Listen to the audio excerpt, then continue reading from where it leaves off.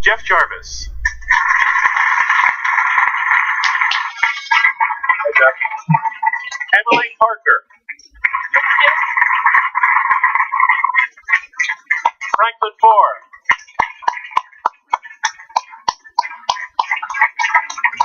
And Roger McNamee.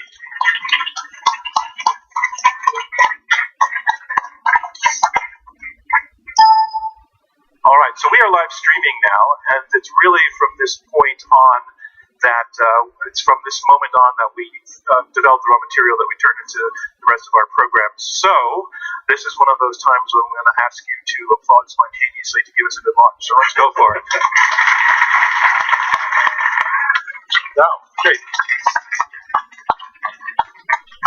In a world that is absolutely without social media, and there was a world like that. I think I remember living in it. I'm sure some of you do too.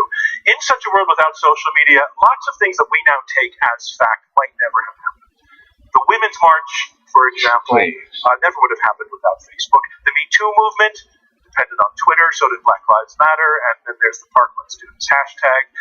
On the other hand, Facebook, and also Twitter, these places were vehicles through which an election got itself hacked, and fake news, real fake news, which is something we'll talk more on, that kind of fake news got itself spread around, corrupting the process and manipulating us by algorithm.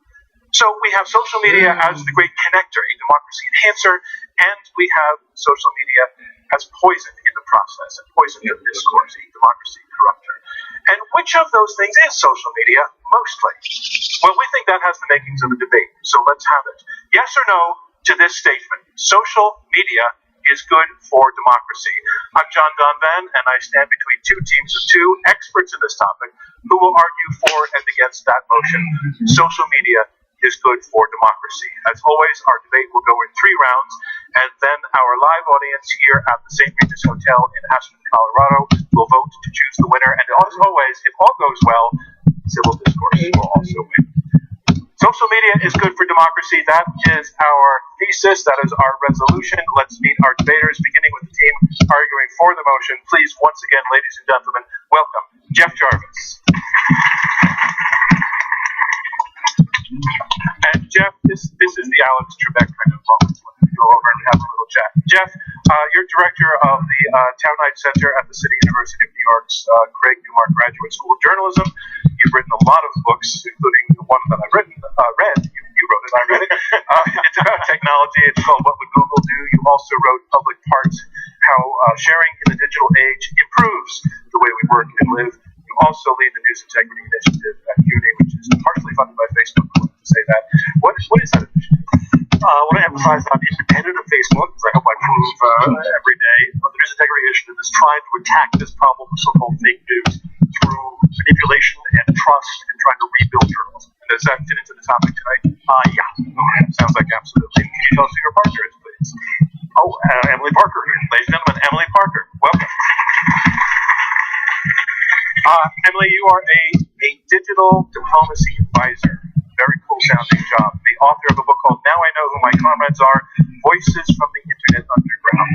And here explaining what that title meant, you were a member of Secretary Clinton's policy planning staff at the State Department and the founder of Code for Country. What is Code for Country? Code for Country is something that is completely impossible to imagine today. It was Russian and American programmers getting together to solve issues of government transparency. Oh, how naive. Yeah. we solved it, yeah.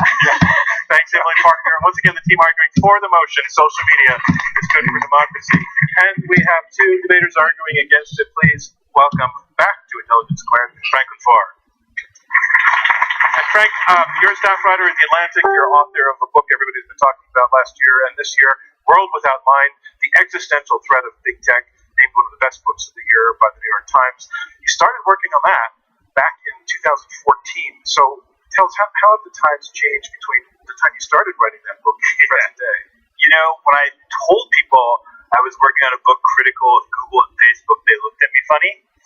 But now they consider me to be a lackey of the conventional wisdom. A lackey? And you would probably rather be kind of servant of the facts, or a slave to the truth, or something like that. I am always a slave to the truth. There you go. Yeah. Gentleman Franklin Foer. And please please tell us who your partner is? Roger McNamee. Ladies and gentlemen, Roger McNamee. Roger, you're a venture capitalist and early investor in Google, Amazon, Facebook. Things worked out. Where you were a mentor at Facebook to Mark Zuckerberg for a number of years. That's an important part of your story here. I also want to point out that you're a rock musician. No. And you perform a lot. You performed last night. You're performing tomorrow.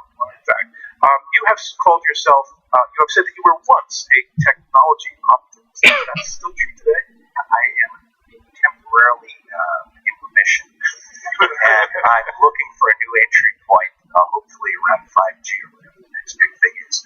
Hopefully it'll be human-driven technology and not human-restricted. Let's hope ultimately for all of us to get right. Thank you, Frank and Roger, the team arguing against commotion. Social media is good for democracy. So here are our four debaters ready to get started. Let's get the debate started. We begin with round one. Round one will be opening statements by each debater in turn. This is where they lay out their basic arguments that we will be debating through the evening. Speaking first for the motion, and Emily, you have a long journey to make to get to your platform already, so you can start the travels. I'm going to give a little pause so that you can get there. Speaking first for the motion, social media is good for democracy. Here is Emily Parker, digital diplomacy advisor and former State Department official. Ladies and gentlemen, Emily Parker.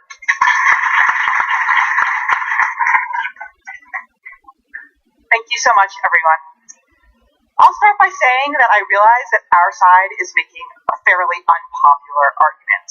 When you hear the word social media, you probably think fake news, Russian hackers, bots, trolls, echo chambers, generally bad things. I get that.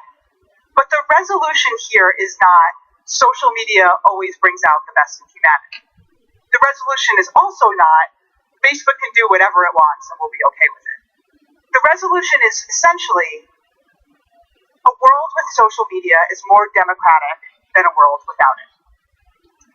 For evidence of this, I'd like to start by pointing to some examples outside of the United States. I spent 10 years interviewing internet activists in countries like China, Cuba, and Russia, asking them how social media changed their lives.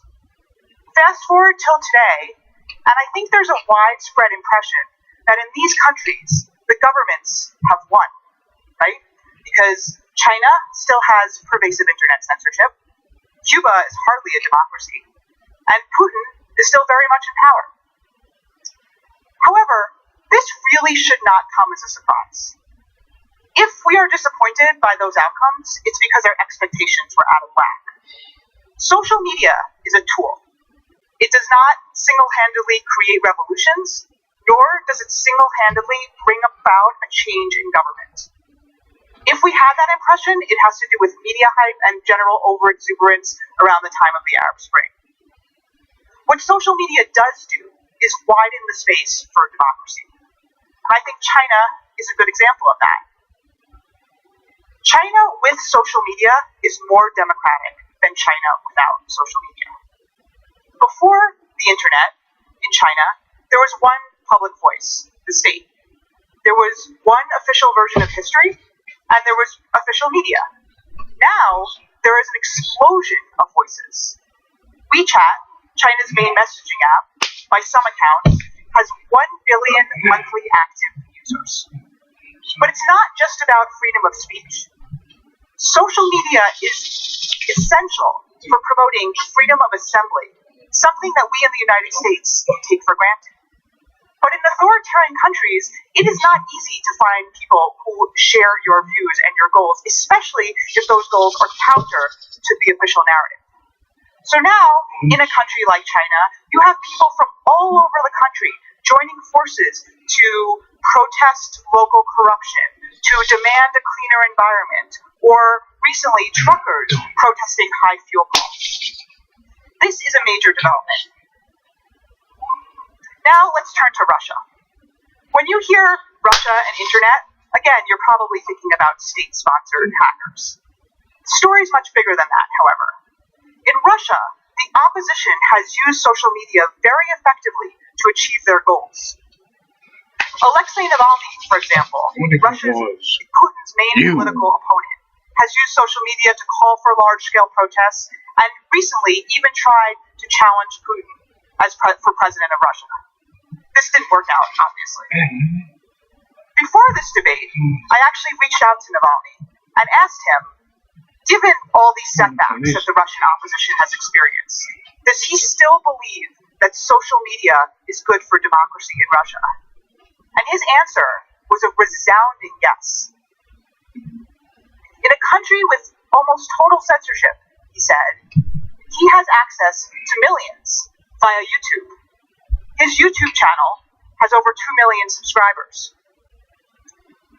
Without the internet, we would all be dissidents, Navalny told me. The only people who would know that we exist are foreign journalists. Thanks to the internet, thanks to social media, he has been able to emerge as a politician. Was it enough to make him the leader of the country? No. But without social media, the situation would be a lot more black and white. So finally, let's turn to the United States. I believe that Facebook is being scapegoated for revealing some of the dark sides of America. At the end of the day, Facebook is just a mirror reflecting us. And that mirror has revealed a nation that is deeply divided, susceptible to misinformation, willing to promote lies and spread hate. Some of the Russian propaganda on social media was taken from content that was posted by real Americans. And neither Russia nor Facebook forced anybody to share misinformation.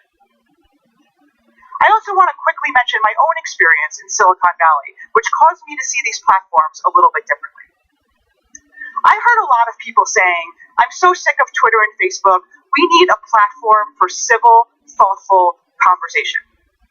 So a few years ago, I teamed up with 2 former Google employees to create just that platform. It was called Parleo, and it's since been acquired by Quora. Basically what it was a platform for civil, thoughtful conversation. And it wasn't a perfect product, had its flaws, but it did reveal some important truths about user behavior.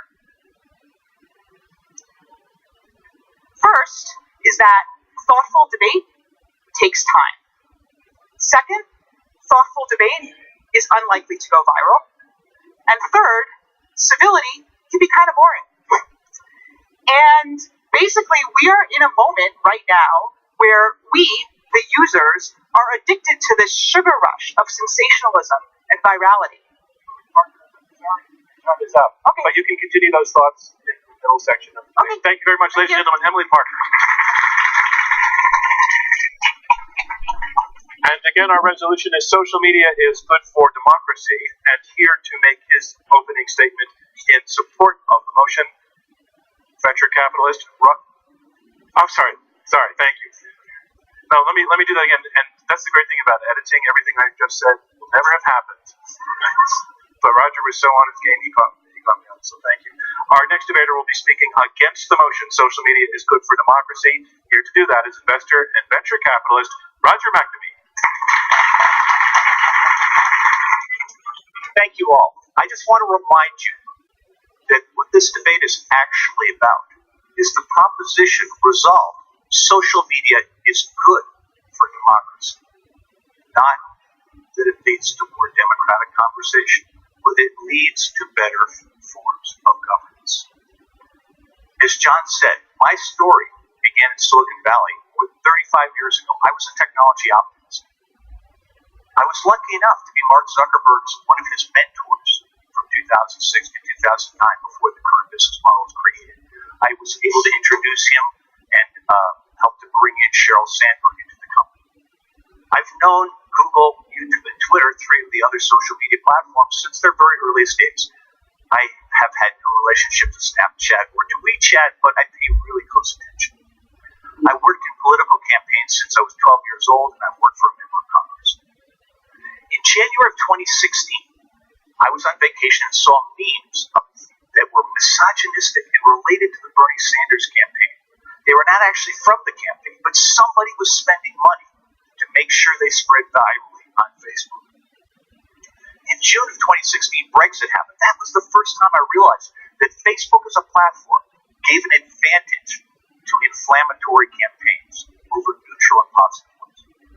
In October of 2016, after the news broke that the Russians were attempting to interfere in our election, I reached out to Zuck and to Cheryl with my fears, and I spent 3 months trying to persuade them just to do an investigation, find out what was going on.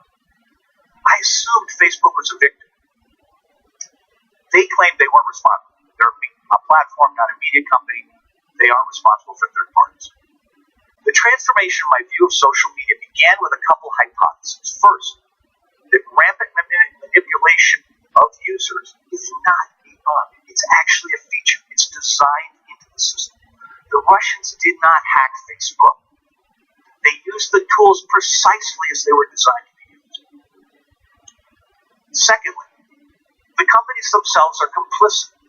The business model and algorithms are built on behavior modification and manipulation by design because that is good for profits. They sell access to their users to anyone who will pay because that's good for business. They will embed employees in campaigns, conferring an asymmetric advantage. As currently constructed, social media is not good for democracy.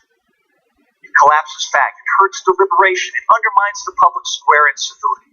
My partner, Tristan Harris, has said that the business model is the problem. It encourages addiction, which makes users easy to manipulate, in contrast to what our opponent said. Platforms use surveillance to build incredibly detailed portraits. They then prey on the weakest aspects of human psychology. The smartphone is a slot machine that enables engagement every waking moment. The platforms then control your choices. They tickle you. They appeal to your fear of missing out, your need for social approval, your need for social reciprocity. They give you endless news feeds and autoplay to keep you on the site. And if you ever leave, they interrupt you with notifications. Surveillance and brain hacking have generated $1.4 trillion worth of market value and wealth for Google and Facebook alone. Manipulation of users is the goal.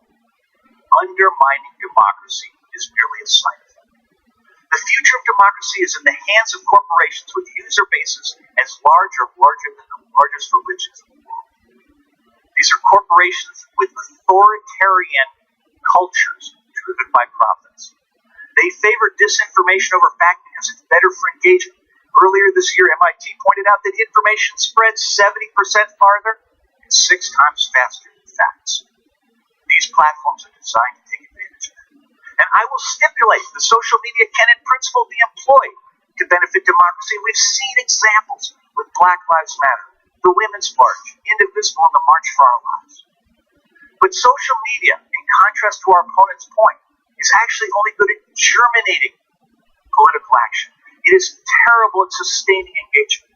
If social media were good for democracy, it should have deterred the global rise of populism, demagoguery, illiberalism, and authoritarianism. Stanford political scientist Larry Diamond notes that between 2000 and 2014, there were 25 breakdowns in democracy.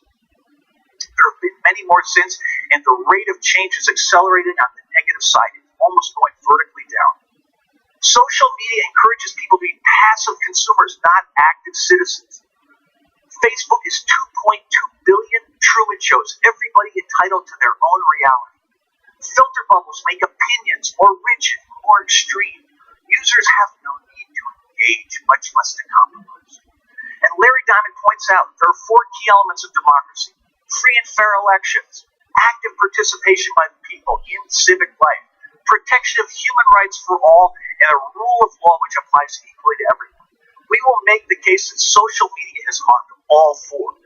Our opponents must prove that social media is actually good for democracy as practiced in the world, not just that it gets some people engaged online in Russia. I want to ask for your vote. I want you to vote against this proposition. I want to take back democracy. I want to thank you for your time. Thank you, Roger McNamee. And a reminder of where we are. We are halfway through the opening round of this Intelligence Squared U.S. debate. I'm John Donvan. We have 4 debaters, 2 teams of 2, arguing it out over this motion: social media is good for democracy. I've heard the first two opening statements, and now on to the third, debating for the motion, social media is good for democracy. Jeff Jarvis, director of the Town Knight Center for Entrepreneurial Journalism at City University of New York. Ladies and gentlemen, Jeff Jarvis.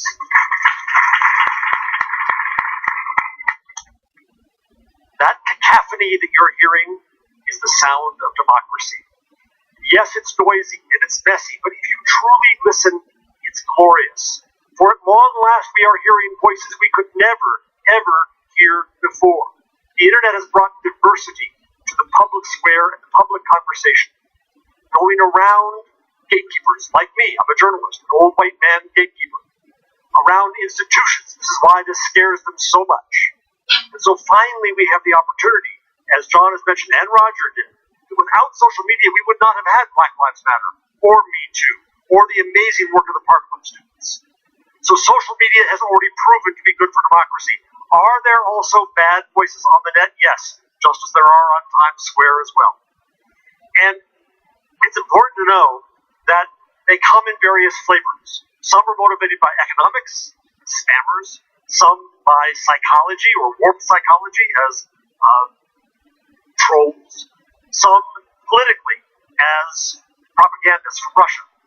Should the platforms be doing more about this? Yes, of course. But what exactly? This is also new.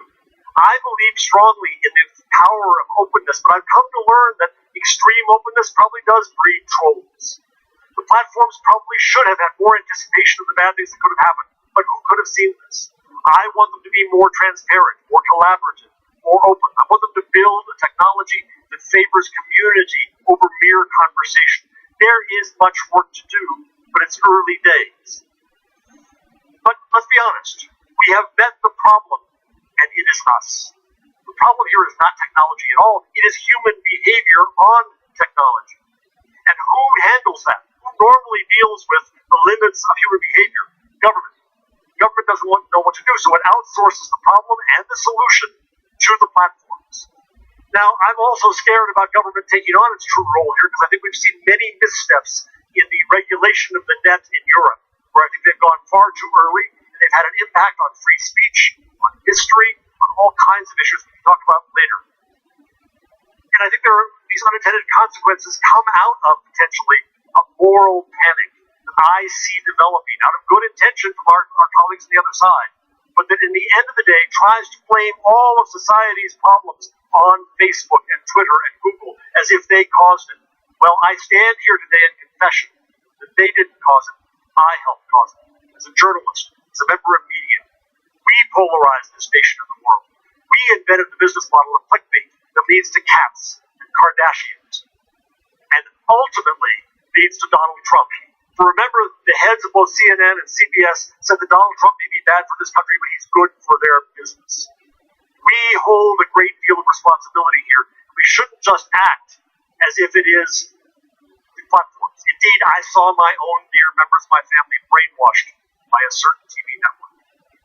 So, is social media the cause? No. Is it the cure? No. But I have to say that these are early days. What social media and the internet do is disrupt society in fundamental ways. That's why there's so much fear about this right now. And I want to remind you about the timetable of Gutenberg. He invented Google type in about the year 1450. It took 150 years, a century and a half, before anyone thought to invent the newspaper. It was another couple centuries till the 1800s before it became mass. 1950 before television started to come in. 1994 before the net came in, the web. That's a very long timeline. I will argue to you that we are in the very early days of the net. We don't know what it is yet. It is too soon to limit it, define it, regulate it. We have to let people go where they may. And so I'll remind you from Elizabeth Eisenstein, a key scholar of Gutenberg, how the book scared the bejesus out of people when it came out en masse. That there was complaint about an information overload, about a new age of barbarity, about making us stupid, about unrestrained discursivity, which is what I think we're doing right here. So the fear was the book was going to do this, but we figured it out, society. We human beings are smart. We understood how to deal with this new technology. It took some time. It took some wars. All true. We did figure out where to go. So I would say to you here today, what you to do is vote for the future.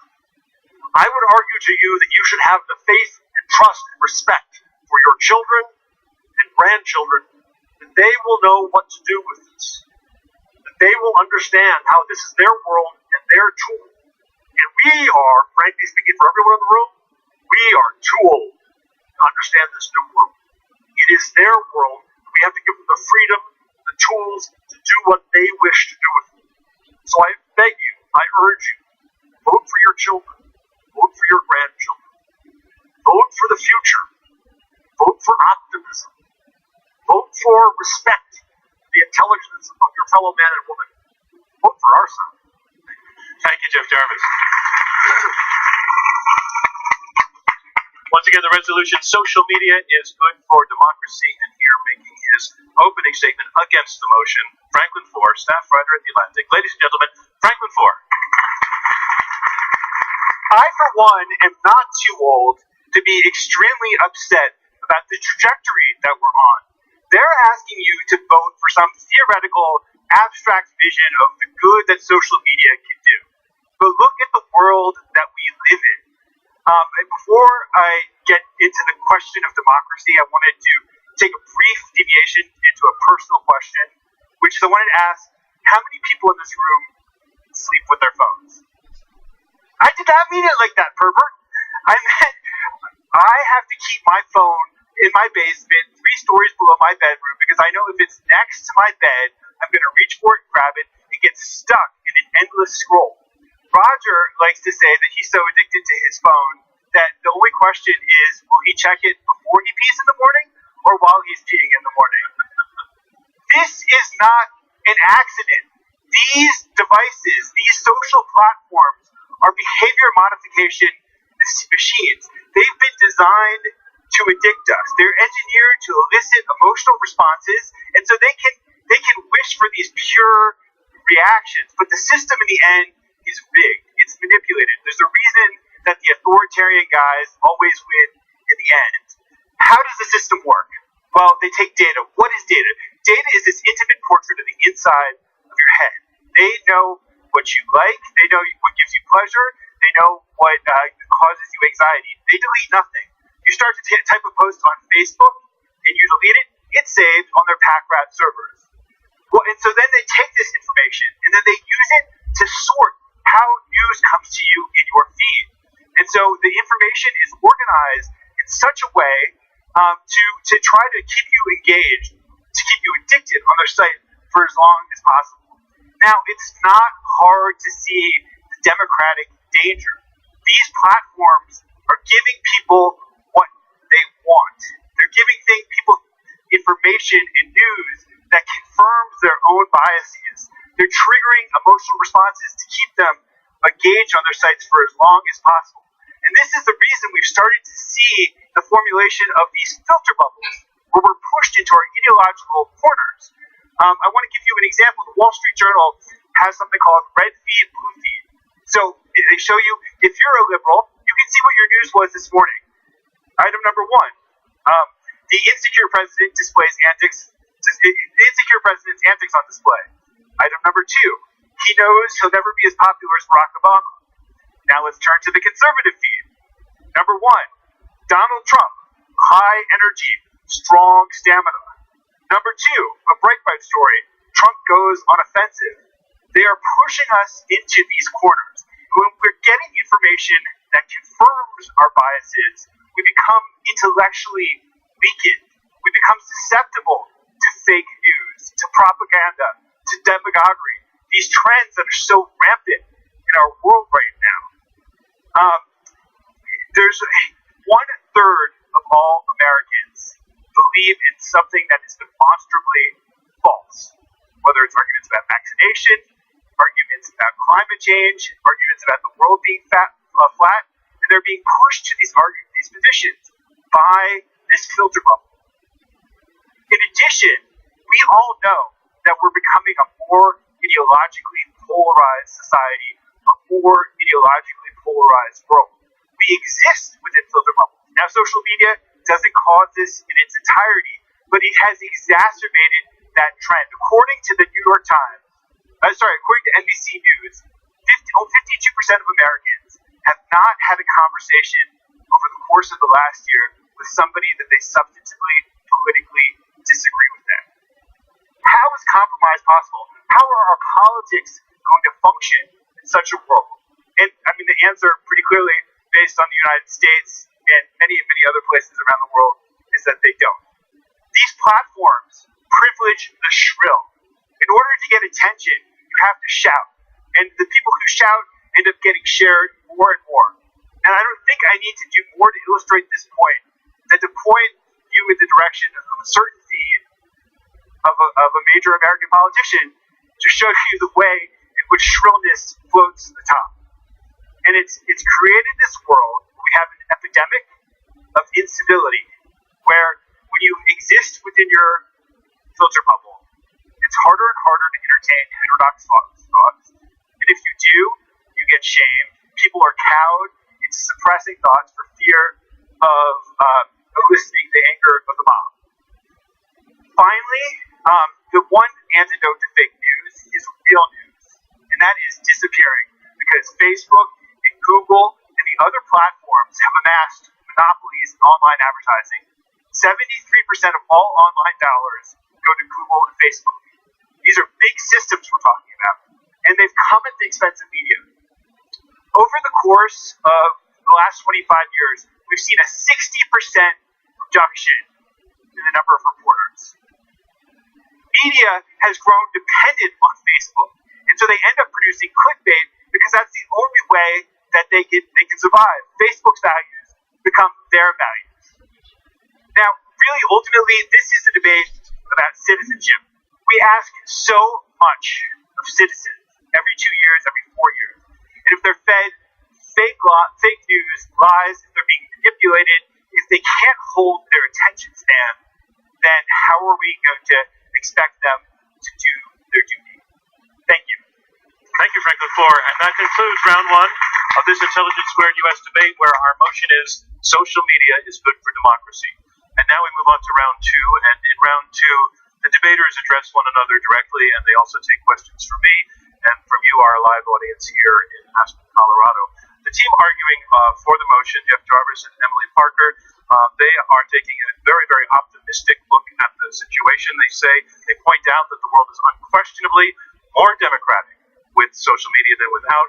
Imagine, they say, China without social media, a place that used to have basically one voice talking, now has millions talking, the same in Russia and elsewhere. But the core part of their argument is making the case that social media is neither the cure nor the cause of our political difficulties of the moment, that it is a mirror of human nature as opposed to a catalyst. They point out that centuries ago people were scared of the book, and that what's going on now is something of a repetitive moral panic, that Facebook is being scapegoated for problems that really relate to divisions that already exist among us and were there in place already. So look to the future, they're saying, and be optimistic.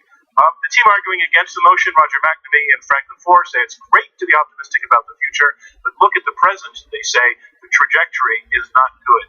If social media were good for democracy, we wouldn't see the sorts of things happening that we saw in the last election, that the companies that are making fortunes on social media by signing us up to become addicted are, in fact, relying on an addictive business model that uses behavior modification that causes us to collapse fact and to undermine the public square and civility and to make us easy to manipulate. We say that if social media was good for democracy, trends like populism and terrorism by this time would have been deterred by them, but they say that the opposite is basically not happening. So they're saying, in fact, it is different this time. It's not the book, it's something else. So that's sort of, I think, the shape of the two arguments we're seeing before you. I want to go to two things I want to definitely explore is Emily's argument on this broad scale. I think it's very intuitively powerful, that if you look at a place like China and the tools that people have been given to speak out, that seems like a slam dunk case to say, oh, look how much better it is. That's number one. And number two, I think we really want to explore this issue of whether it's different this time, the catalyst versus mirror argument, and whatever else comes up in the course of the evening. But first, to take Emily's opening point, I'll take it to you, Frank. Yeah, a place like China, a place like Russia, a place like Cuba, where social media is completely disruptive to a regime that otherwise had total control. Well, actually, Roger shaking his head already, so Do you want to yield, or whoever wants to take it? So I believe the fundamentalist assertion just is completely undercut by the facts. China has a social media program of its own to kick off in 2020 called Social Credit. And it's using the tools of Facebook, essentially the same techniques, for behavior modification so it can control its entire population. This is a countrywide thing using WeChat and other tools. Everybody is required to conform to this model. The notion, yes, this allows people to communicate, but within very narrow bands. It does not allow them to protest. It does not allow them to push back. So that's objectively untrue. Because if you spend time in China and you actually talk to almost anybody in China, they will acknowledge immediately that yes, social media, the internet is very censored, but the idea that it's just a kind of theoretical thing that it doesn't allow them to organize is just factually untrue, because people are using social media platforms to organize local and national campaigns all the time. And this was something that was completely impossible before the internet. So, right. We can see empirically the state is consolidating power in the era of social media. And then I just want to describe a little bit more what Roger is talking about, the social credit system. China is basically using its social networks in order to give you the equivalent of a credit score, your trustworthiness. And so if you're friends with a human rights lawyer, your trustworthiness score goes down. They're exploiting social media that way. If you share an item from state-run media, your score goes up. I don't see how you can point to China as an example of how it's good for democracy. But how can you say the argument that giving the opportunity for millions of people to have a voice in a place that before have a single voice does not represent real progress or real breakthrough? So very simple. This is a bait and switch. So it's exactly like Facebook in the early days when it was free. Nothing but puppy photos, nothing but family photos, no ads, no manipulation of any kind. The Chinese have got everybody into social media systems, and they're going to do exactly the same thing that Facebook did. And they're going to take all the things that people believe are the holy grail and make those impossible, and in fact use the techniques to punish those who would seek to use them that way. Similarly, the word justice. Well, again, I think we're operating on the assumption that China is filled with people that are dying for a system that is identical to the United States. And again, that's just not true, right? China has a completely different political system, and social media, by existing or not existing, is not going to change that. The one objective fact here is that in a country where there was basically one voice, there are now millions of voices, people finding like-minded individuals, raucous debate having on social media channels. Is this going to lead to a U.S.-style democracy? No, but that's not a social media question. That is a Chinese. I would like to push back, because I think democracy is a very specific thing. It relates to a way that a government operates. It relates to those four pillars that we talked about. Again, you can sit there and say there's variance pluses or minuses, but I think the notion that free and fair elections are part of China, the notion that there's active participation of people in civic life, I'm willing to concede that might happen. Protection of human rights for all citizens, demonstrably not true in China, and a rule of law that applies equally to all citizens, again, demonstrably not true in China. Again, the resolution is social media is good for democracy, not social media creates democracy or causes democracy. So the argument that I'm making, that I really think most Chinese people would support, is that social media has led to a more democratic situation than there was before. Let me just argue here as a bridge builder. I think you're both right in the sense that Emily's argument both right, like ruins the debate. I know that. Don't go too far with that. Okay. That's what I do. I ruin things.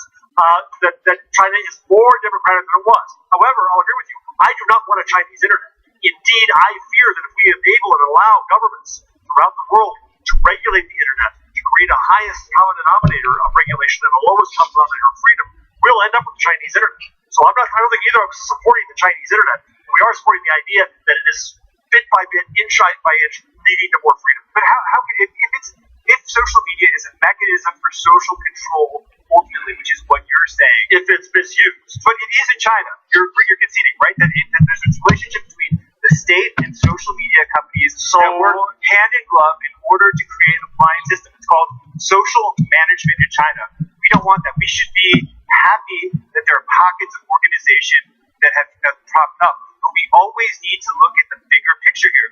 You instructed us to say, is it on balance good for democracy? And I think that if you look at China, you'd have to say, on balance, China is moving towards a more statist, authoritarian system and whatever pockets of democracy are popping up are not overwhelmed by this grand cooperation between the state and social media. But the other thing about China and the internet, as someone who's looked at this for 10, 15 years, is that, first of all, the Orwellian narrative of China that we see in the media is not accurate. China does not have this Orwellian, perfectly executed social credit system, perfectly executed censorship. Information always gets through. So that's part of it. And two, it's a battle. It's always been a battle between the people and the state. And yes, has internet censorship become more pervasive? For sure. But it's become more pervasive precisely because authorities recognize social media as a threat to their power. Okay, and has Xi unilaterally extended his term? Yes. But would that have happened without social media?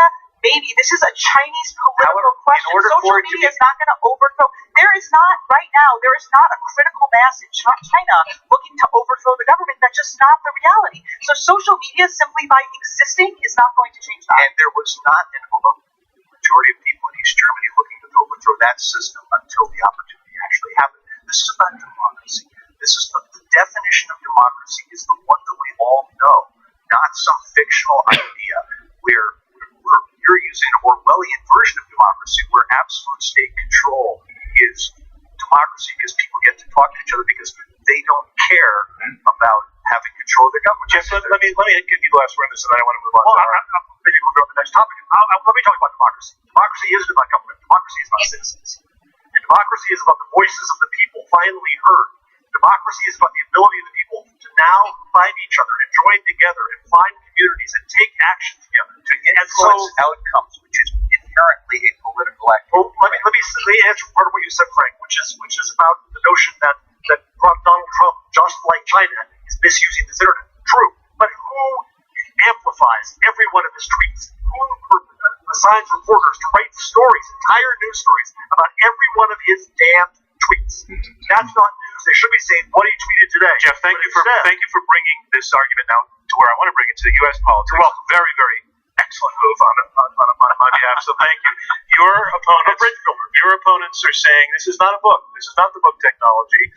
This is a game changer of a different kind because it actually is going to keep into our psyches on purpose, not to destroy democracy, but to make profits by manipulating our behavior. And for the worst, that's where the money is. That this is different this time. Two arguments for me. One is that I think my august competitors here are dissing the public. They're not giving the public credit for the agency and intelligence and self-respect that they have. I don't think that everyone I know is addicted to technology any more than people in Erasmusphere would be addicted to books. But I think people do have the agency and do have the ability. I argued with a European regulator last week who said that everyone on Facebook is there just to make money for Facebook. And I said, you're arguing then that 2 billion people are too stupid to know why they're there to do what they want to do. I've been on Facebook last week with friends who had thyroid cancer operations 2 in a row, and I've had the same thing. That's a miracle that we can talk about that kind of openness in a way never possible. So first argument is we do have agency. Second argument is I see more and more this debate is really about media. This debate is about media and how media have ruined, and I'm in media, I'm self-confession here, that we have ruined democracy to a great extent. The democracy that we gave to the internet age was deeply flawed, deeply polarized. All right, let me ask Frank to respond to some of what you said there.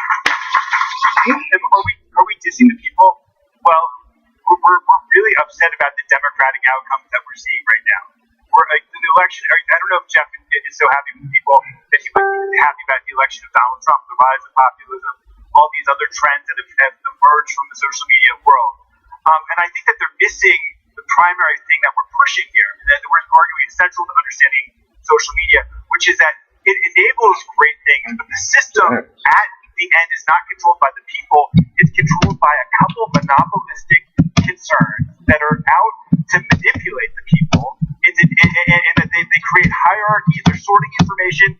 It's not this pure environment where people are able to express their will.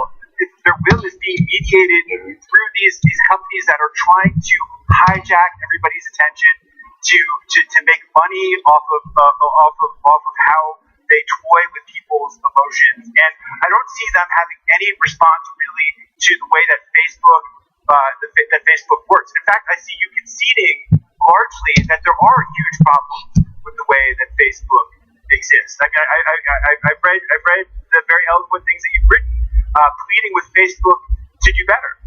Because I think it's up to all of us to collaborate and work together. This thing is new, and yes, I work with Facebook, and I criticize Facebook because I think they need to do better. But you're saying new. We actually don't know what it's going to be, and they're saying new, dangerous new. That's the dystopian view that sells these days. Sorry, it sells very well. I can't allow that. All right, I'm really sorry. So this stuff started in 2004. I got involved in 2006. The science on which it is based originated in the early part of the 20th century with the propaganda efforts of the British government to recruit people from World War I, perfected by public relations, and then enhanced when the gambling industry with electronic slot machines. And there are 10 core techniques that they use to prey on the weakest elements of the human psyche. And it's been tried forever, but it really didn't work until you had the smartphone, a single universal device available every moment that you're awake. People's behavior has changed really rapidly. This notion that people have agency, obviously they do. They have less agency than they had. There have always been people who believe in flat earth and other nonsense. There are literally 5 times as many people who identify with a demonstrably untrue issue today as there were 15 years ago before Facebook existed. If you look at democracy trends, okay, the trends in democracy, the chart goes straight down. The index of democracy, the freedom of the world has gone from 94 to 86 since 2010, okay? And it is accelerating. It's going geometrically down. I'm sitting here going, I don't know how much time we have to wait, okay? The incentives are perverse.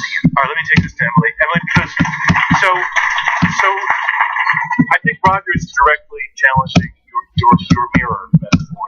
That it's human behavior we're talking about, and this is just one more tool. He's saying the DNA is changing in a way. It's addiction. It's addiction. Well, yeah, I guess, the mirror catalyst argument, if we are seeing anti-democratic trends across the world, it's just not clear that social media is what's causing them, or if social media, again, is just reflecting these trends. And so, as I've said many times, social media on its own is not going to create a democratic system of government. And I think, as Frank said in his opening, you mentioned the statistic, 52% of people have not had a conversation with someone who disagrees with them. Is that really a social media thing? That's a real life thing. How many times do you see a Trump supporter and a liberal sitting in Starbucks and having a civil, pleasant conversation? Not that often, right? How many ardent MSNBC viewers are also watching Fox, right? These are not social media things. Social media is reflecting that reality. And yeah. Right. But if social media is reflecting a terrible reality, how can it be good for democracy? I mean, is that? I got to jump in here. What the hell did we do in media all these years when we think we were a reflection of society and reflect society's worst and paint a terrible picture of society? But I think what we have going on here, John, is actually two different kinds of fear about the future.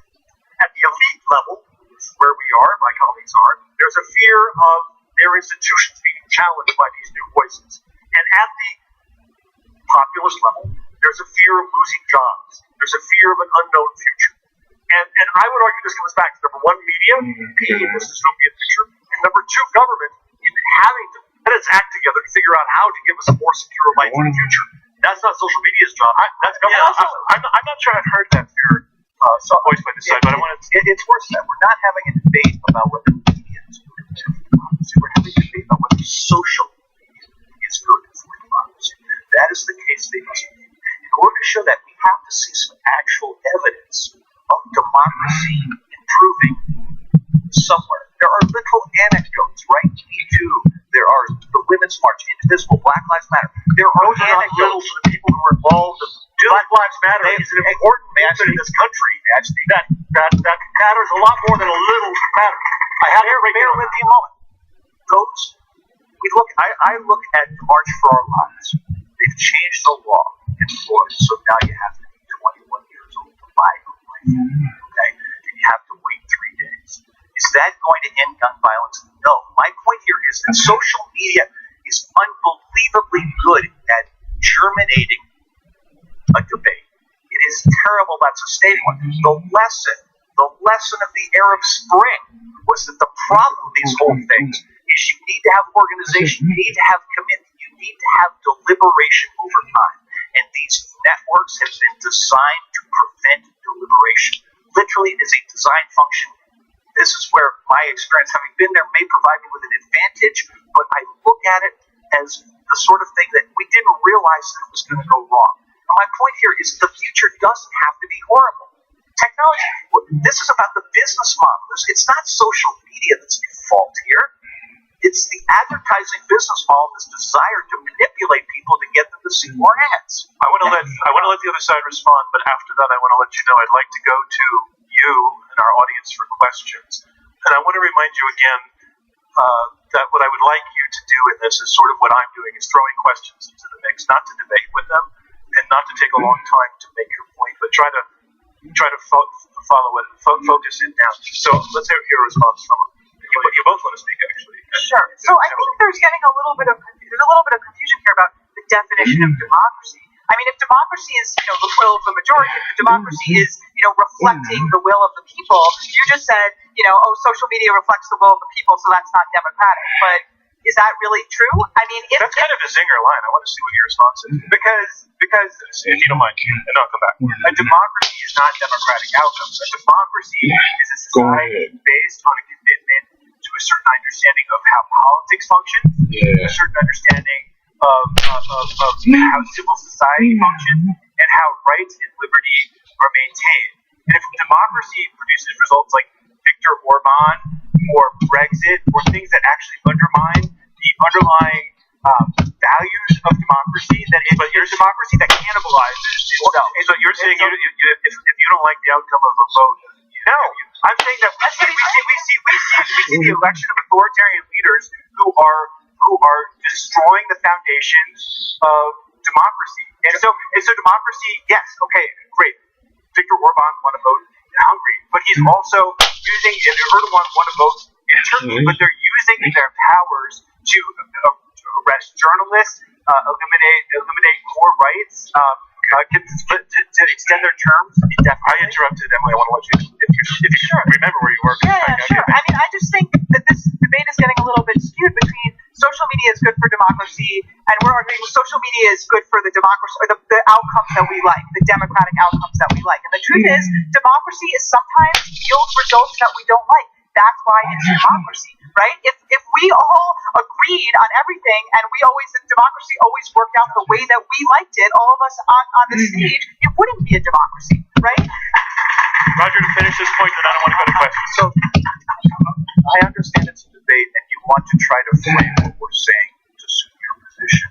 The truth here is there were 3 Facebook employees embedded in the Trump campaign using a data set from Cambridge Analytica which was taken from 50 million Facebook users without their permission. The Facebook employees ran Trump's campaign. They focused in 3 states, Michigan, Wisconsin, and Pennsylvania.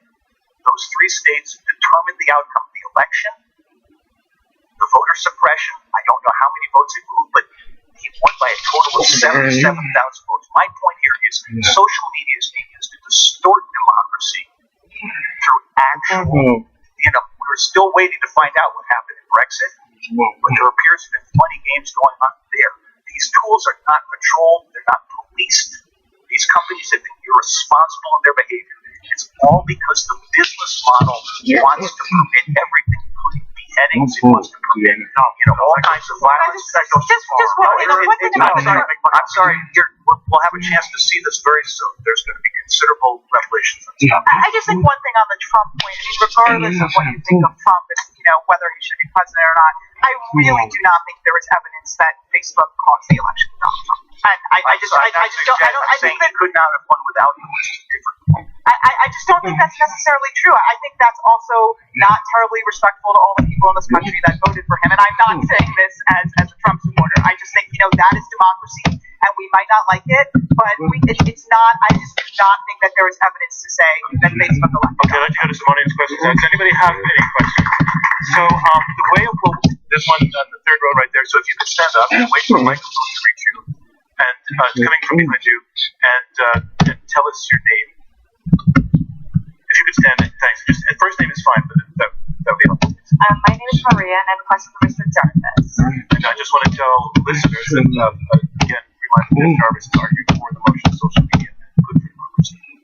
In your presentation, you said you wanted to see development of tools that emphasize community over conversation. And I wondered if you could provide some examples of the types of tools you'd like to see to speak to the question of whether or not they can be monetized so that they are effective in an age where sensationalism sells. Okay, I'm going to allow the question even though it's not strictly on the point because I think your answer to it will, I know, but we do want to stay on the point of whether social media is good or not. I want to hear what your ideas are, see how these guys feel, if it ameliorates their concerns about social media. Thank you. It's a great question, and I think that we're at again the infant phase here. So Facebook recently said it was going to go away from time-wasting videos toward deeper engagement between people. And I argued online that wasn't going far enough. I argued that the conversation alone is a byproduct of community and of democracy. The community is about people joining together because they have a shared need, because they share things with each other, because they have a shared goal. And I think that Facebook, as well as media and journalism, need to do more. So NII, which I helped start, is funding a project called Spaceship Media, which is bringing together communities in conflict on Facebook and bringing journalism into their conversations. You know what? It's working because people care about having informed conversations and they trust the journalists to bring them facts. And I find that to be a ray of hope for the future. And Jeff, would you, to tie this to the resolution that you're supporting, would you say that the things that you're talking about help enhance social media, help make social media an enhancer of democracy? Absolutely, and I think that the other side has been asking for some examples. This is one small example. Now I hear the response from the other side. You feel better? No. Because again, I'm looking at the big picture of what's happening, and I actually think Jeff has laid blame on media, and I'd have to say media itself has gotten worse in the age of social media. And I'll give you an example that illustrates that. So when you, as media has become dependent on Facebook for traffic and therefore revenue, it ends up doing the things that are popular on Facebook that it knows will work on Facebook. Now, in 2012, there was a story about a lion called, what was his name? He was like the Kardashian of lions, and there was Cecil the lion. Cecil the lion, who was killed by Google. Yeah. Did I curse? I don't. Crap. I think it's NPR approved. Okay. Anybody from NPR here? Yeah. It would not fly in Chinese media. So Cecil the lion is the lion, Kardashian of lions. He gets killed by a Minnesota hunter who posts an image on Facebook, and the internet goes crazy.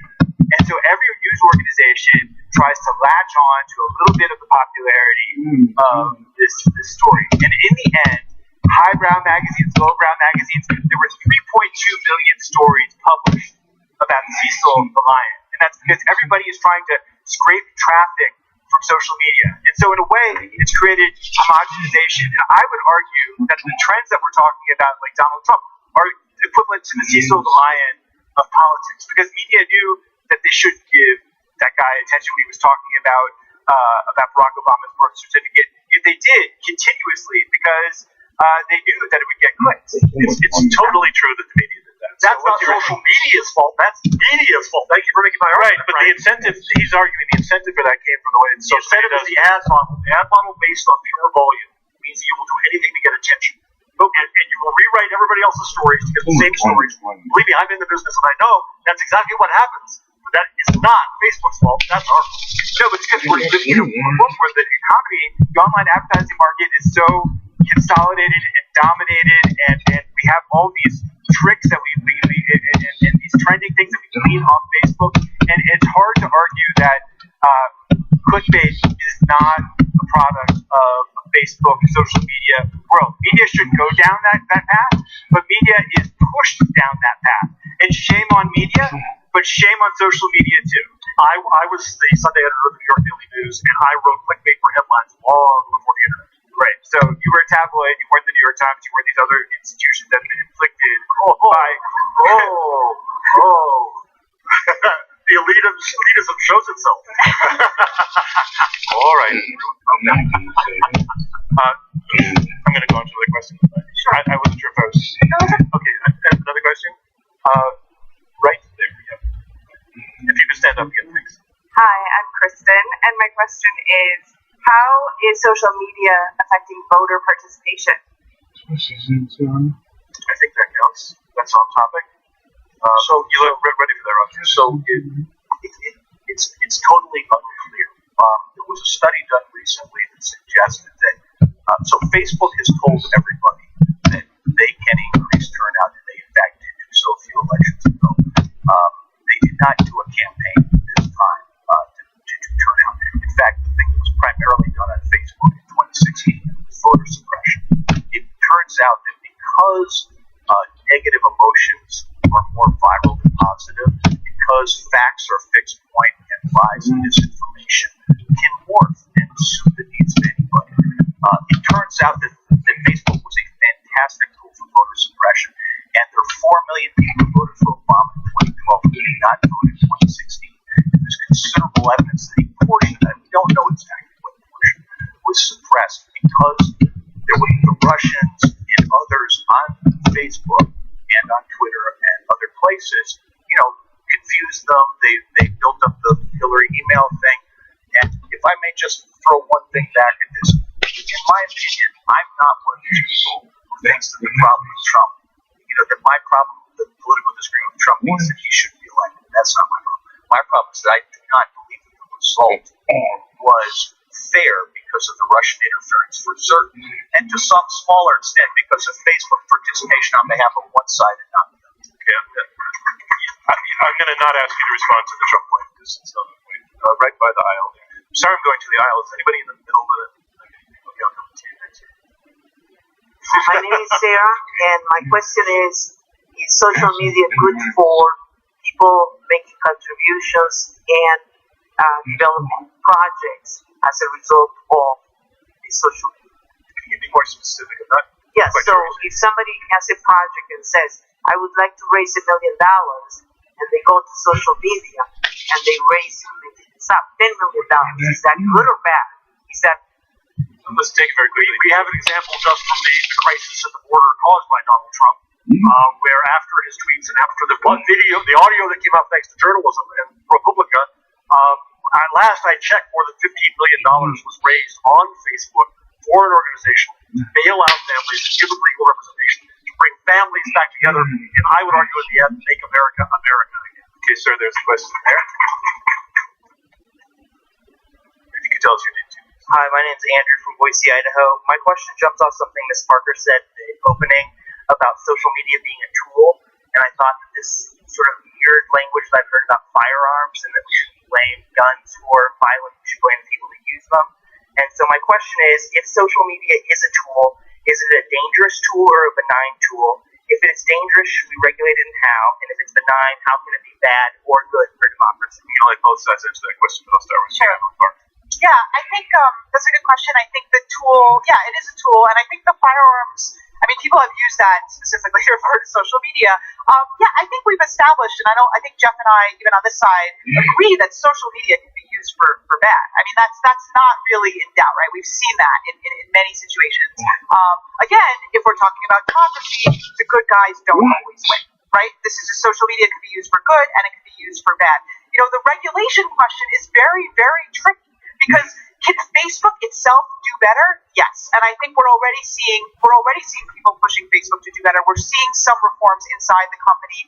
I think we can push these social media platforms, but then you have to ask, who is going to decide what is the accurate? Who is going to decide what's the right social media behavior? Is it going to be our own government? Is it going to be the Trump administration? Is that what we really want? We want Trump deciding what's okay to say on Twitter? Okay, we can try that.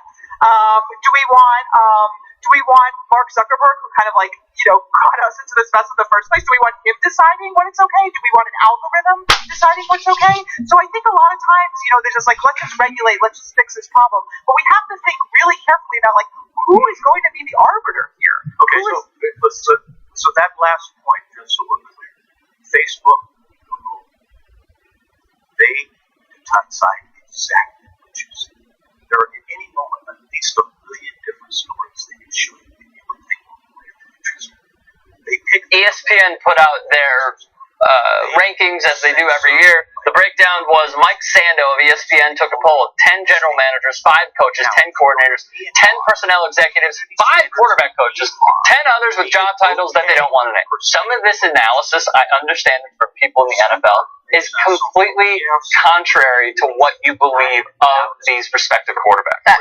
So just remember, it's no diss on your guy. These are rivals. These are guys that go up against your favorite team, your favorite player, your favorite quarterback. So with that being said, here we go. Tier 1 is Aaron Rodgers, Tom Brady, Drew Brees, and Ben Roethlisberger. Bill Belichick is an outstanding coach. If that guy Brady is out quarterbacking, then he is like the rest of us, trying to get our blank together. Sorry, what? Bill Belichick, good coach. If Brady is not quarterbacking, he's like the rest of us. Sorry, do you remember when Matt Castle was the quarterback of this team and they won 10 games? Really simple. Tom Brady, if he's not social media good for democracy. You want to help me out here? Freedom is declining. I would say that's pretty definite. As my director, we take teams like these and form them into those. You're saying that you're more in favor of Belichick's side? I'm saying this quote is blasphemous. That's what I'm saying. So you agree that without Belichick, it's going to be the law or maybe it's a bigger deal. Okay. I think they're both great. So I mean, it's a fair quote. Personally, I think it's a fair quote just because Belichick he's been in previous teams and he hasn't had the success that he's had. He's the last coach that took the Browns to the playoffs. But he hasn't had as much of a successful run as he's had with Brady than he's had without. The Browns don't go that way. I feel like doesn't matter. Browns can't even spell playoffs. It doesn't matter. If they're like, oh yeah, the Super Bowl never heard of. Like that's what they talk about in Cleveland. Right. No, I understand that. So that's already a huge win for anybody that ever coaches the Cleveland. I think there's some truth to that. I favor solutions that create pluralism. I think right now the problem with social media is that it's monopolistic. It's highly consolidated. Do you work for the Patriots? I should. And if you have these massive concentrations of you power, answered these massive my question with something you want to do. I mean, who wouldn't like to work for a franchise like that? I don't know. You'd be a cheater. All right, I'm going to move forward to graphic number 9. The Tier 2 quarterbacks. Matt Ryan, your boy Russell Wilson that you interviewed on his short. Matthew Stafford, Philip Rivers, Carson Wentz, Andrew Luck if he's healthy, Cam Newton, Derek Carr, Jimmy G, loves porn stars, and Deshaun Watson. Why you gotta do Jimmy like that though? We'll talk about it after this. No, we don't have to talk about it after. Why do you Let's do it have to now. like that? Why do you have to wait till after? Why do you have to like jab Jimmy like that? I'm not jabbing Jimmy. He's dating an Although that's a adult great sidebar actress. title, jabbing. That is a good one. Yeah, that's a good one. I'm going to Get put that in my back pocket. He just paid me for that. I'm not jabbing him though. He's the one that went out with the girl With an with adult the actress. jeans. He went out with an actress. What's the big deal? An actress? Adult actress. A porn star. Adult actress. Former porn star. Is that acting? Especially in Europe. It is acting. That's the problem. Is it of course Thank you. acting? There's directors, producers, editors. I don't care about the personnel. I'm talking about. It's not like she's emotionally invested into this person. She's doing her job to get paid for it. Somehow we didn't get to the rest. I'm going to do this really quick. Tier 3, graphic 11, Kirk Cousins, Alex Smith, Eli Manning, Dak Prescott, Jared Goff, Jameis Winston, Joe Flacco, and Case Keenum. Lastly, this amazing quote. Blake Bortles, Rich Gannon saw what he said. His admission that he's not a natural thrower of the football. My God, who says that? And Rich Gannon went on to say, I've never heard a quarterback on any level say that. So there's your 3 tiers, along with Blake Bortles just saying some ridiculous stuff. We're going to go into round 3, but I realized there was something I need to have said before, so I'm going to say it now. And it's not going to be technically true. You'll see why, but I have to say this. I want to remind you that we are in the question and answer section of this Intelligence Squared U.S. debate. I'm John Donvan, your moderator. We have 4 debaters, 2 teams of 2, debating this motion: social media is good for democracy. Tonight's debate is being broadcast worldwide on our website, iq2us.org, and Facebook Live. If you're watching the live stream, we want to hear from you too. Send us your questions on Twitter or Facebook. Thank you very much for that. Now we move on to round 3. Round 3 are closing statements by each debater in turn. They will be 2 minutes each. Again, they will stand in front of the screens on either side.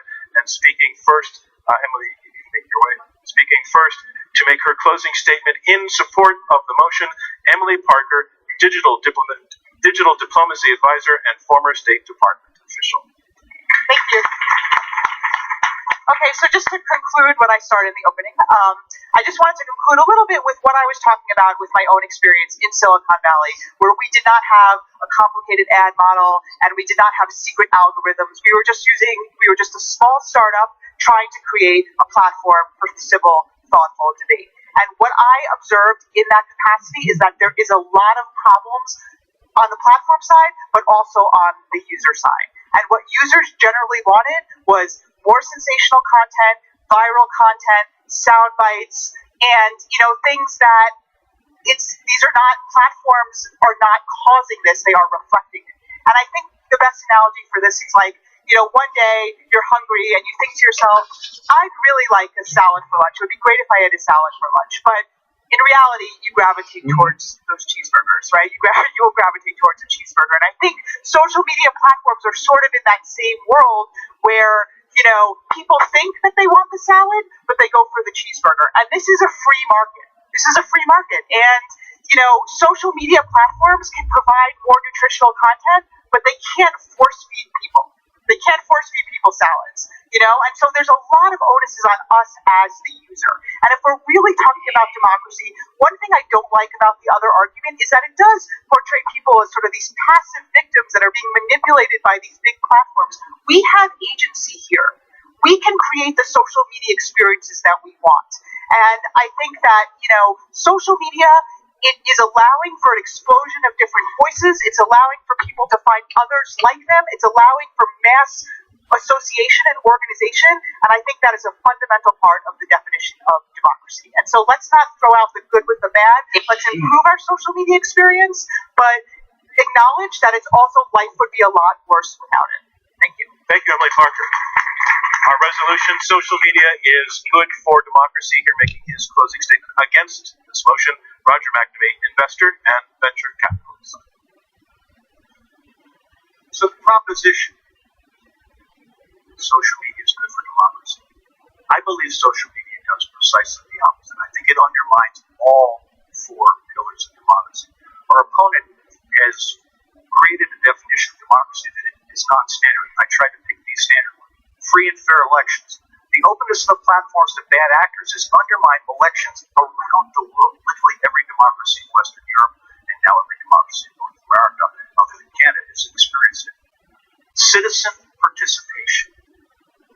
Pervasive surveillance and manipulation undermine the user ability to participate as citizens. Social media empowers emotion, not deliberation. It isolates users in filter bubbles of like-minded people who do not engage with opposing views. Third pillar, human rights for all.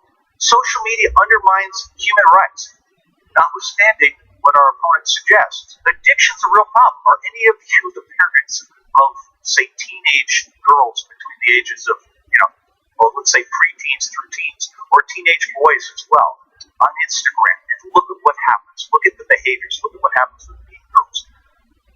These things are tools that in the hands of the wrong people are terrible. In Sri Lanka, they had to shut Facebook down temporarily because hate speech led to real-life violence. And I've already talked about what's happening in Myanmar. I mean, that's tens of thousands of people potentially dead. And lastly, the rule of law. YouTube, Facebook, and Twitter were exploited by the Russians to first sow discord in the United States and ultimately to elect Donald Trump. As a result, the rule of law in the United States is under assault. It happens every single day.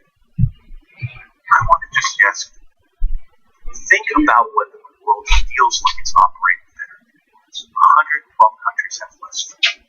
I want you, please, to consider voting against this proposition. This is our country. We can't wait forever for these kids to figure it out. Thank you, Roger McNamee. The motion, once again, social media is good for democracy. Here to make his closing statement in support of the motion, Jeff Jarvis, director of the Cowan Knight Center for Entrepreneurial Journalism. What's bad for democracy I'm coming to see is this debate. Because I think that the dystopia and the fear that is leading to moral panic is leading to a reallocation of our resources in society. Facebook is hiring 20,000 people to try to get rid of junk on its platform. And we'd say good to that. But for the sake of comparison, it's not a great comparison. In America, there are now fewer than 30,000 journalists working for newspapers.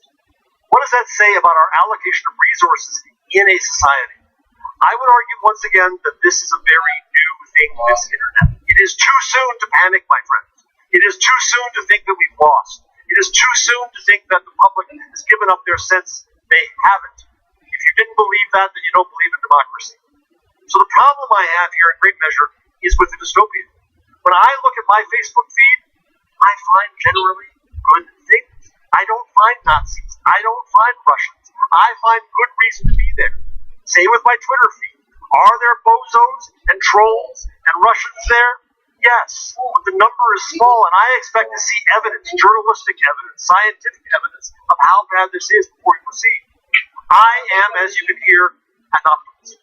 That puts Emily and me in a bad position tonight, because dystopia sells. I know, because Frank's book is selling far better than my last optimistic book, and Roger's on TV every other hour, because this story is out there and sells. And because it appeals to a fear, and a fear that is very rational, and I get that, and I'm not making fun of them for this. We have many reasons to fear in this society right now, but they are not the fault of social media. Indeed, I believe firmly social media is what enables new voices to be heard in a democracy and to fix that.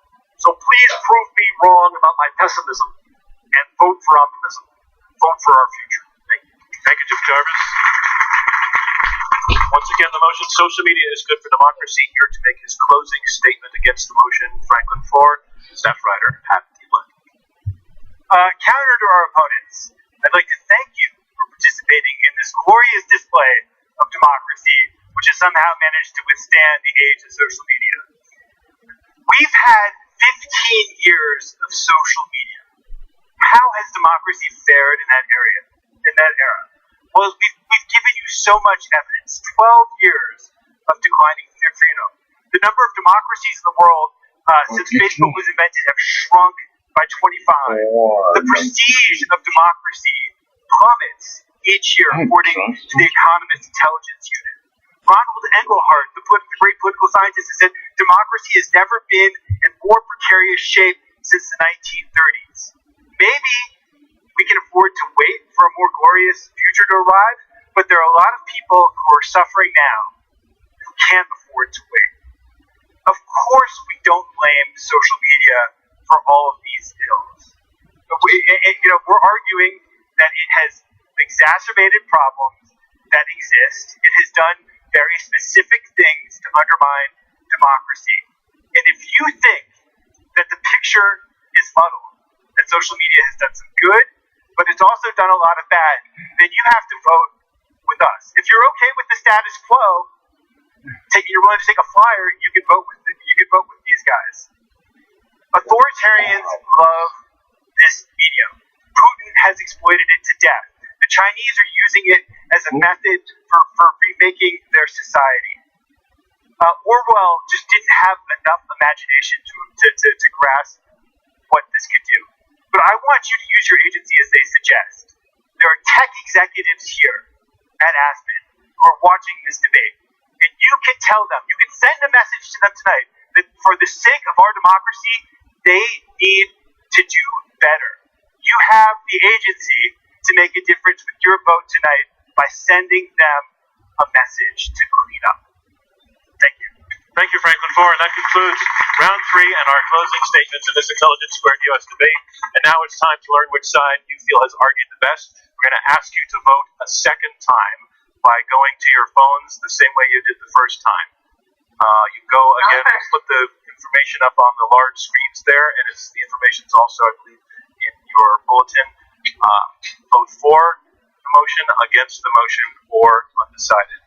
And while you're doing that, I would just want to say a couple of things. I've got my cards mixed up, but I know the part that I want to say spontaneously is that I really want to thank the 4 of you for the way that you conducted this. I mean, you both sides obviously felt passionately about it, but you thought about it at length. You came prepared. You came prepared to hear what the other side had to say, if only to try to demolish it. But there was respect. There was respect in that, and you acted civilly, and you treated each other respectfully, and that's what we aim for here. So I want to thank all of you for the way that you did this, and give you a round of applause for that. And also, I want to thank the audience for the questions. They were excellent, and I was very pleased that I didn't have to throw a single one out. They all landed really perfectly nicely, and I thank you for that. We're going to be right back in this space on Thursday night. Again, it's going to be at 5:30. The resolution we're going to be debating is globalization is undermining the American worker. If you enjoyed this debate, we would love it if you would tell your friends about it. It's going to be it's the thing that we do. We think that we do it well, and we would love it if you'd help spread the word. And also, if any of you are from New York, that's our whole.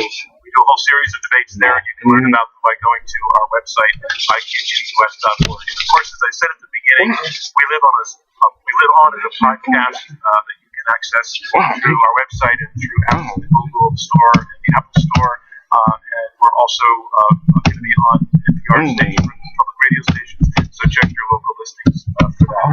While we're waiting for the results to come, I just wanted to ask a sort of practical question. The competition is over, but to see what all four of you think about this, given everything that you just said. And that's because we look forward to the elections this fall, the 2018 election. What do you think that voters should keep in mind as they work through and work with and expose themselves to social media? I'll start with you, Roger. So I think that the core issues to look for is that the Cambridge Analytica data set is still out there. The playbook is out there for how to use it. In fact, it's searched not only in Wisconsin, Michigan, Pennsylvania, North Carolina, and Virginia. The votes are going to be tight enough that voter suppression can be incredibly effective from that tool. We would anticipate that the Russian folks would denial of service attacks on counties to try to prevent the voter rolls from being failed in election offices, to try to prevent election machinery and all that, power grid blackouts, that sort of thing. We don't know that this is going to happen, but this is the kind of stuff we have to watch out for. And then each of us, the most important thing, though, is this is mostly about voter suppression. So we all have to vote. Please vote for whoever you want to vote for, but everybody should vote. The problem in America is that we've become consumers, right? It began in the 50s, right? But by 2001, after 9/11, the argument for what we should do to be good citizens was to go out and shop, right? Facebook didn't invent the consumer focus. They arrived late in it, took advantage of it, and took it to another level. And so when you go out there, just remember, we gotta vote. We gotta actually participate. We gotta care. And thank you to all of you for caring enough to come and be part of this. Whichever way you voted, they did an amazing job, right? I'm sorry by showing respect for that. That was a hard thing to argue. They did a brilliant job, right? I got to note that I misspoke, and I absolutely must correct this. Our resolution, I'm not even sure what I actually said. Our resolution on Thursday is globalization has undermined the American working class. That's our topic. Back to the question that I asked about diversify your sources. Don't just read Facebook. And Jeff? My fondest hope for both media and Facebook and Twitter is that they can help make strangers less strange. That the notion of the other is what has been demonized, not only in the U.S. but also in Europe. And so reach out to someone who is not like you, whether it's on Facebook or whether it's in person, and do so with an open hand. If we can't do that, then we are screwed. Yeah, I worry actually about how we're ever going to back ourselves out of the mess that we're in. Because sometimes it feels like we've just fallen into such a deep social ditch where what Jeff is describing, where the lack of interaction with people who we disagree with, the way in which everything, it's not just Facebook, but and social media, but the way in which we geographically have sorted ourselves out. And then there's this whole question of civility that has come up in recent days, which I find to, I will get dinged by my people on social media for saying this, but I worry that we've lost, we need to find a way to recover a discourse that aims at persuasion, that does not view the people on the other side as somehow less than human. And that's not going to happen this election, unfortunately. Some way to bring the people, roughly a third of the population, that identify with things that are demonstrably untrue. We have to bring them back into the real world. And I don't know how you do that. There's no technology solution for that. But there's debate. No, there is debate. My point is, no, I mean, there is a. and I have final results. Oh, so I'm going to cut to those final results. So I have the final results. Once again, our resolution: social media is good for democracy. The way we determine victory is the difference between the first and the second vote. The first vote on the resolution: social media is good for democracy. 36% of you agreed with that. 46% were against, and 18% were undecided. Again, those are the first results. Again, reminding you it's the difference between the first and second vote that determines our winner. Let's look at the second vote. The team arguing for the motion: social media is good for democracy. Their first vote was 36%. Their second vote, 34%. They lost 2 percentage points. The team against the motion, their first vote was 46%. Their second vote, 63%. They pulled up 17 percentage points on the against side. That means the team arguing against the motion: social media is good for democracy, are winners here in Aspen by our audience. Thank you very much, everybody.